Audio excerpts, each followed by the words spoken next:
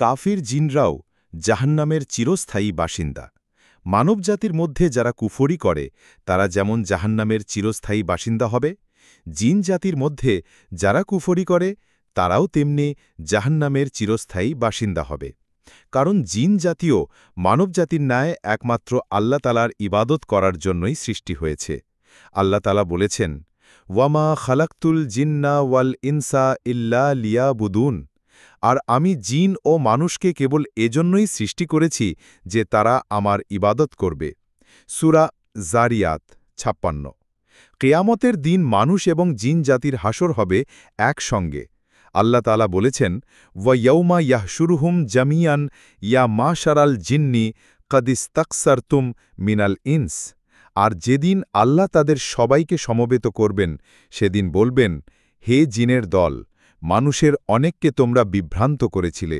সূরা আনাম ১২৮।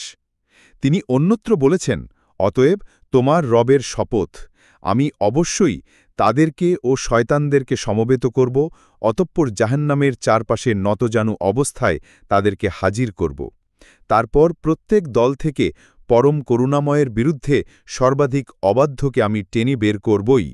উপরন্তু আমি সর্বাধিক ভালো জানি তাদের সম্পর্কে যারা জাহান্নামে দগ্ধীভূত হবার অধিকতর যোগ্য। সূরা মারিয়াম ৬৮-৭০। তিনি অন্যত্র বলেছেন, কালাদ কুলু ফি উমামিন কাদ খালাত মিন কাবলিকুম মিনাল জিন্নি ওয়াল ইনসি ফিন্নার। তিনি বলবেন, আগুনে প্রবেশ করো জিন ও মানুষের দলগুলোর সাথে যারা তোমাদের পূর্বে গত হয়েছে। সূরা আরাফ ৩৮। এভাবে আল্লাহ তাআলা জিন ও মানুষ দ্বারা জাহান্নাম পূর্ণ করবেন। আল্লাহ তাআলা বলেছেন, ওয়াতাম্মাত কালিমাতু রাব্বিকা লা আমলা আন্না জাহান্নামা মিনাল জিন্নাতি ওয়ান নাসি আজমাইন। আর তোমার রবের কথা চূড়ান্ত হয়েছে যে নিশ্চয়ই আমি জাহান্নাম ভরে দেব জিন ও মানুষ দ্বারা একত্রে। সূরা হুদ ১১৯। তিনি অন্যত্র বলেছেন, ওয়াহাক্কা আলাইহিমুল কাউলু ফি উমামিন কদ খালাত মিন কাবলিহিম মিনাল জিন্নি ওয়াল ইনস।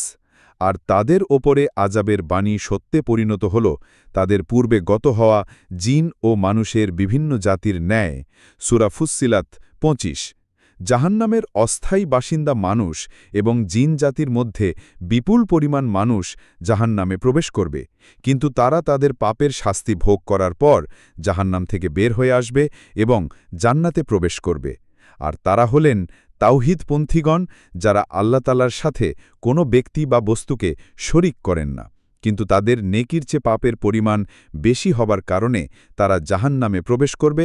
অতঃপর রসুলুল্লাহ সাল্লাল্লাহু আলাইহি ওয়াসাল্লামের শাফাতের মাধ্যমে ও আল্লাহ তাআলার বিশেষ রহমতে জাহান্নাম থেকে মুক্তি লাভ করে জান্নাত লাভ করবেন, কিন্তু তাদেরকে জাহান্নামী নামকরণ করে এই নামেই ডাকা হবে।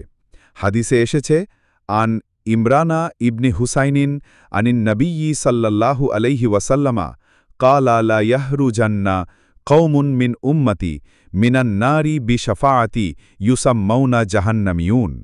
ইমরান ইবনে হোসাইন রাজিয়াল্লাহু আনহু রসুলুল্লাহ সাল্লাল্লাহু আলাইহি ওয়াসাল্লাম সূত্রে বর্ণনা করেন, তিনি বলেন, আমার উম্মতের একটি সম্প্রদায় আমার শাফাআতের মাধ্যমে জাহান্নাম হতে বের হবে, তাদেরকে জাহান্নামী নামে নামকরণ করা হবে, অর্থাৎ তাদেরকে জাহান্নামী বলে ডাকা হবে।